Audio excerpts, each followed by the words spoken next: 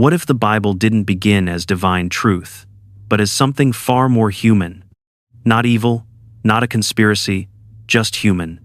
Fear, power, survival, memory. Because here's the uncomfortable question most people never ask. If God wanted to communicate perfectly, why does his book look exactly like every other ancient text?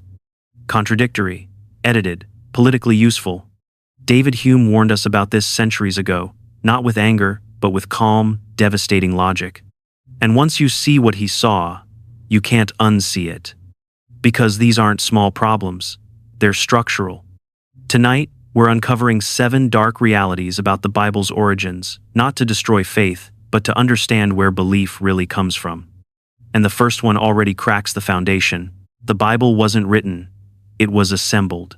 We are taught to imagine the Bible as a single sacred object, a perfect book that arrived complete, unified, and untouched by human hands, as if it descended from the sky already bound and indexed.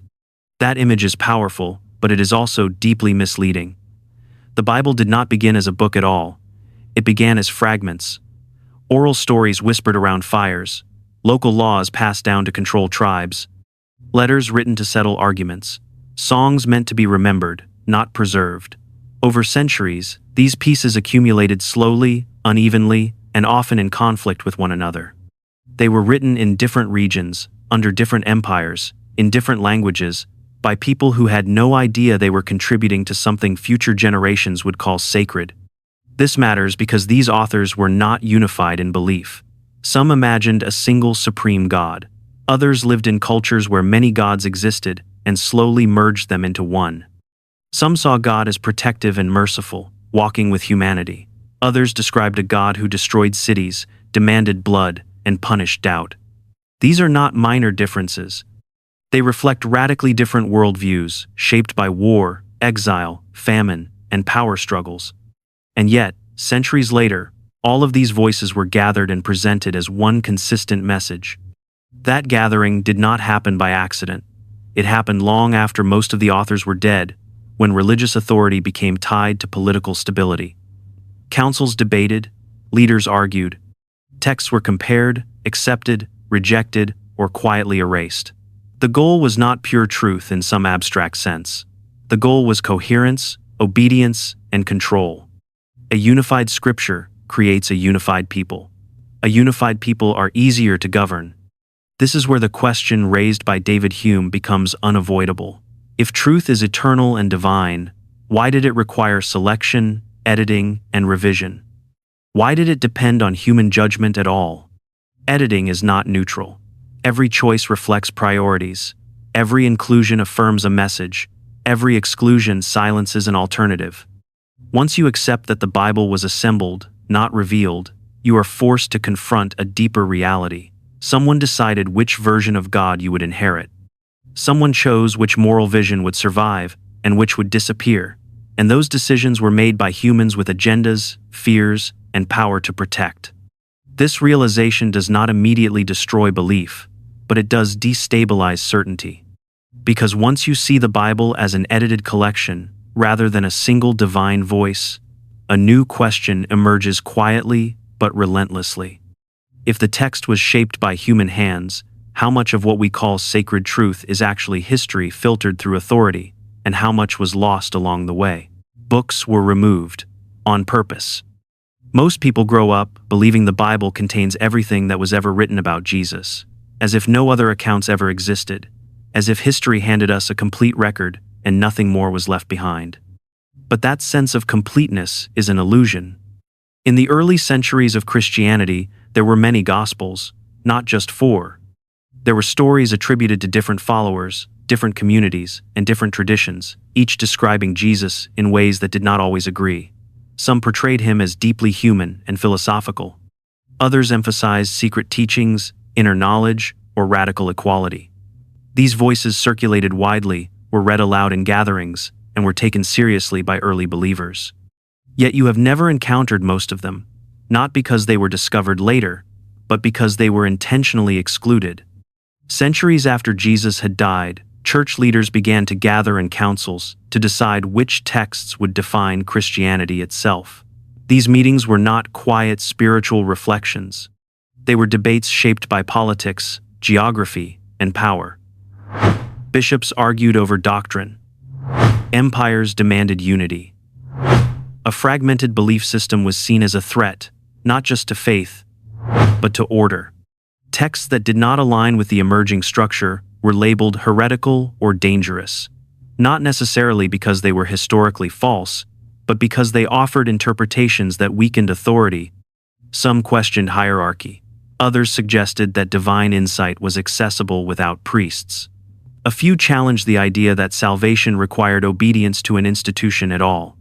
These ideas were not compatible with a centralized church, so they were removed from circulation, condemned, and slowly forgotten. David Hume recognized this pattern clearly. Institutions, by their nature, do not preserve truth in its raw form. They preserve stability. Stability requires consistency, predictability, and control. A text that introduces ambiguity or empowers individuals to think independently is a liability. So the version of Scripture that survived was the one that reinforced structure and obedience, not necessarily the one that captured the full complexity of early belief. This leads to an unsettling possibility that is rarely confronted. What if the Bible we inherited is not the most accurate record of events, but the most functional one? What if it is the version that best served the needs of those in power at the time? And if sacred history was shaped by such decisions, it forces a much larger question. How many other beliefs we treat as timeless truth were quietly molded to serve authority, while alternative visions were erased before we ever had the chance to hear them? Contradictions aren't a bug, they're a clue. When believers encounter contradictions in the Bible, they are usually taught a familiar response. The contradictions do not matter. They are mysteries. They are paradoxes beyond human understanding. God, they are told, operates on a higher level where logic bends and inconsistency becomes wisdom. At first, this explanation feels comforting. It protects faith from scrutiny. But David Hume noticed something quietly unsettling. The contradictions in Scripture do not resemble divine mystery. They resemble something far more ordinary. They resemble human error, human disagreement, and human change over time. Look closely, and the patterns emerge everywhere. Jesus has different genealogies depending on which gospel you read, tracing his lineage through entirely different ancestors. The resurrection, the central event of Christianity, is described differently in each account. Who arrived at the tomb changes. What they saw changes. What Jesus said afterward changes. These are not poetic variations. They are conflicting reports. In any other historical context, we would recognize them immediately for what they are. The moral contradictions are even harder to ignore. Slavery is treated as a normal institution in one passage and morally troubling in another. Women are celebrated as essential witnesses in one moment, then commanded to remain silent and submissive in another. Violence is condemned when committed by outsiders, then commanded when ordered by God. These shifts follow no timeless moral arc. They follow history. They reflect changing social pressures, tribal needs, and political realities. This is where Hume's insight becomes devastatingly simple. If Scripture were perfect divine instruction, why would it evolve in the same uneven way human morality evolves? Why would its ethics shift alongside culture, economics, and power structures? Divine truth, if it exists, would not need revision. It would not contradict itself across generations. It would not mirror the moral blind spots of the societies that produced it. Hume did not shout this conclusion. He stated it calmly. Human stories contradict. Perfect truths do not. Once that sentence lands, it is difficult to escape its implications. The Bible begins to look less like a supernatural transmission and more like a historical record, a layered document showing how different communities understood God at different moments, often disagreeing with one another without realizing it. And this realization changes how we read Scripture. Contradictions stop being threats that must be explained away. They become evidence that the text is not the voice of a single eternal mind, but a chorus of human voices shaped by fear, hope, power, and survival. The contradictions survived not because they were harmless, but because later editors needed all of them to hold the structure together. But that only raises a deeper question. If these contradictions were so obvious, Why were they preserved at all? Why were they not corrected or removed? The answer reveals something even more unsettling. Because contradictions can be managed, they can be reinterpreted, they can be explained away, and as you will see next, they served a purpose far greater than truth alone. Fear was a feature, not a mistake. Hell, eternal punishment, divine wrath. These ideas feel central to Christianity today, so deeply embedded that many assume they were always there, present from the beginning, as unchanging truths. But when you look closely at history, a different picture emerges. These concepts did not arrive fully formed. They grew, they sharpened. They intensified over time, becoming more detailed and more terrifying as centuries passed. That alone should make us pause. Early Jewish texts barely mention an afterlife at all. There is no elaborate hell, no eternal torment waiting beyond death. Those ideas appear later, influenced by surrounding cultures and by the psychological needs of expanding religious movements. As Christianity spread, fear became an increasingly useful tool. It answered anxiety. It explained suffering. And most importantly, it controlled behavior. David Hume understood why this worked. He argued that religion spreads most effectively not through careful reasoning or overwhelming evidence, but through emotional pressure. Fear of death is powerful. Fear of meaninglessness is even stronger. And fear of being wrong, of choosing the wrong belief and paying for it forever, is almost impossible to ignore. When a belief system attaches infinite punishment to doubt, it no longer needs to persuade, it only needs to warn. Once fear becomes sacred, questioning stops being a virtue and starts being a risk. Doubt is reframed as rebellion. Curiosity becomes temptation. Critical thinking feels dangerous, not because the answers are threatening, but because the cost of asking seems unbearable. This is not accidental. A system built on fear naturally protects itself. It trains believers to police their own thoughts, to suppress questions before they fully form. Here is the paradox Hume quietly exposed. A truly loving and all-knowing God would not need terror to be believed. Truth does not require threats. Reality does not depend on fear to remain true. Only human systems rely on punishment to enforce loyalty. Only human institutions turn doubt into danger. This realization is deeply uncomfortable because it reframes the purpose of fear in religion. Fear is not a tragic misunderstanding. It is not a side effect of divine justice. It is a design choice shaped by human psychology. And once you see fear as a feature rather than a mistake, you begin to understand why these ideas grew stronger, not weaker, as religious authority expanded. And that insight points towards something even more unsettling. Because fear does more than control behavior, it also reshapes how people interpret evidence itself. And that is where the next reality begins to unravel everything we think we know about miracles, truth, and belief. Miracles are claimed where evidence is weakest. David Hume approached miracles with a question so simple it felt almost unfair. When someone claims a miracle occurred, what is more likely? That the fundamental laws of nature were temporarily suspended, or that a human being exaggerated, misremembered, or deliberately altered the story? This question does not mock belief. It weighs probabilities. And once you apply it honestly, the pattern surrounding miracle claims becomes impossible to ignore. Miracle stories always seem to emerge at a distance. They happen far from neutral witnesses, far from documentation, and often long after the supposed events took place. They circulate within communities that already believe, among people who are emotionally invested in the outcome. Rarely do miracles occur in places where skeptics are present and invited to verify what happened.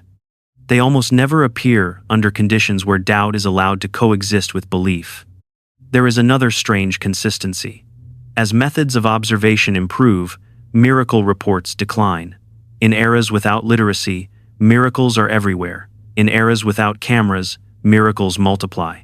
But the moment recording devices, medical imaging, and independent verification become available, the divine interventions fade into ambiguity.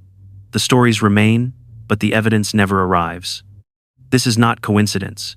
It is a reflection of how human testimony works under emotional pressure.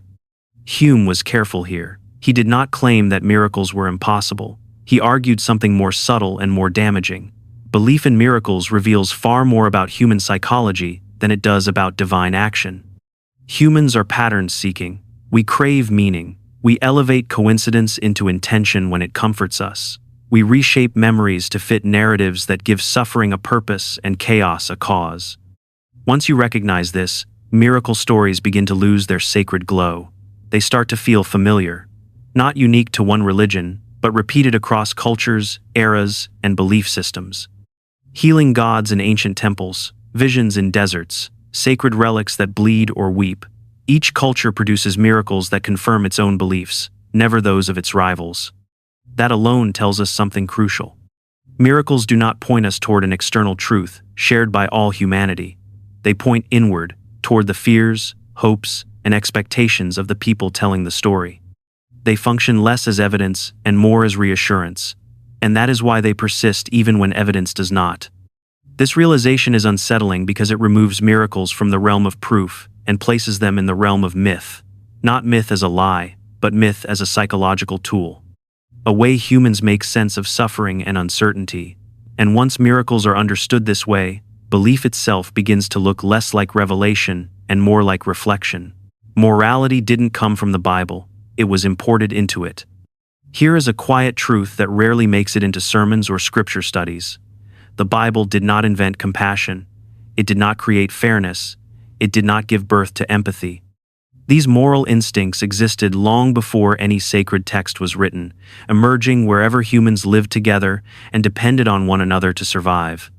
Long before Scripture, people cared for the sick, protected their families, and punished cruelty within their groups. Morality did not appear suddenly with revelation. It evolved gradually through experience. What the Bible often does instead is reflect the moral boundaries of the societies that produced it. Those boundaries are visible once you stop reading selectively. There is no clear condemnation of slavery. Instead, there are rules for how to own people. There is no consistent protection for children. There is no vision of gender equality. Women are valued in certain roles and erased in others. These are not oversights. They are historical fingerprints. They show us what was considered normal, acceptable, or unavoidable at the time. And yet something fascinating happens when modern believers encounter these passages. They instinctively reject them. They reinterpret them. They soften them. They explain them away. Very few people today would defend slavery, child marriage, or the silencing of women, even though these ideas appear in Scripture. The question is why? If morality truly flowed from the Bible, these values would remain fixed. But they did not. They changed. David Hume saw the direction of this change clearly. We do not derive our morals from Scripture. We bring our morals to it. We read ancient texts through modern ethical lenses and keep what feels humane while discarding what feels cruel. This is not disobedience. It is honesty. It reveals that moral judgment exists independently of the text and often stands in quiet opposition to it. Once this is acknowledged, a profound shift occurs. The Bible stops functioning as the source of morality and becomes a record of humanity struggling toward it, a snapshot of evolving ethics rather than a final answer. And that realization changes everything. Because if morality does not come from God's book, then responsibility returns to us. We can no longer outsource right and wrong to ancient authority. We have to own it. And that is both terrifying and liberating. Faith persists, not because it's true, but because it's comforting. This is where David Hume was at his most restrained and most compassionate. He did not treat belief as ignorance or stupidity. He treated it as survival. He understood that faith does not grow primarily from evidence, but from need. Humans are thrown into a world filled with uncertainty, suffering, and loss, and religion steps in to answer the most terrifying questions we carry silently. Why are we here? What happens when we die? Does any of this matter? Faith offers meaning where none is obvious. It softens the finality of death. It wraps chaos in purpose and gives pain a story. When something provides that level of comfort, we do not hold it lightly. We protect it. We defend it instinctively, even aggressively, because losing it feels like falling into a void. This is why belief often becomes strongest precisely when it is challenged. Reason feels cold when comfort is threatened. Evidence feels hostile when it destabilizes identity. And doubt feels dangerous when certainty is the thing keeping fear at bay. Hume recognized that this psychological dynamic explains far more about faith than divine revelation ever could. Belief persists, not because it has been proven beyond question, but because it meets emotional needs that logic alone cannot satisfy. This does not make believers foolish, it makes them profoundly human. The same mechanism appears everywhere humans seek security: in nationalism, in ideology, in superstition, in stories we tell ourselves about who we are and where we belong. But once this is acknowledged, belief loses its protective armor. It is no longer insulated by claims of absolute truth. It becomes something we can finally examine honestly, without hostility and without reverence. We can ask why we believe, what fear it soothes, and what part of ourselves it protects. We can separate emotional necessity from factual reality. This is the quiet shift Hume invites us to make, not to strip life of meaning, but to recognize where meaning comes from. When faith is understood as comfort rather than proof, it no longer demands obedience.